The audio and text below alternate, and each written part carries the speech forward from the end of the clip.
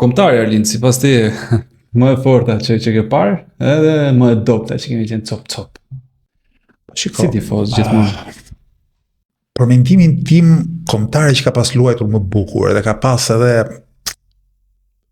një goxha potencial. Ka qenë diku nga fundi viteve 90, fillimi viteve 2000, ka qenë Astrid Afizi, mos gaboj. Po, Astrid Afizi trajner. Luaj në sulm, luaj me tre sulmus, luante, ku diun, ishin kulmin e vet, Bushi, Rakli, Bledar Kola, që unë mendoj mund t'jetë ndoshta futbollisti më i mirë që kemi pasur ne.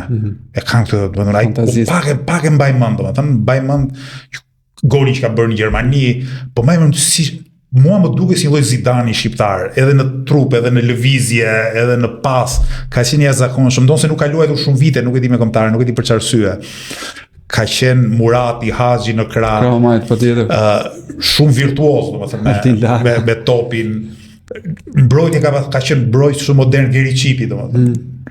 Më mbaj mend sa ndërhyrje e tij që vetëm se ajo kombëtar besoj nuk ka qenë shumë e disiplinuar. Domethënë mund bënte lojra të jashtëzakonshme dhe prapë humbin 2-1. Unë mbaj mend për shembull një ndeshje çik më herët, ka qenë Shqipëri-Gjeorgji e 94-s, ka fituar Gjeorgjia 1-0 dhe Shqipëria mund të ketë rënë 7 herë shtyllës e mund të ketë pas 20 raste dhe asnjë nuk u bë gol, po kupton?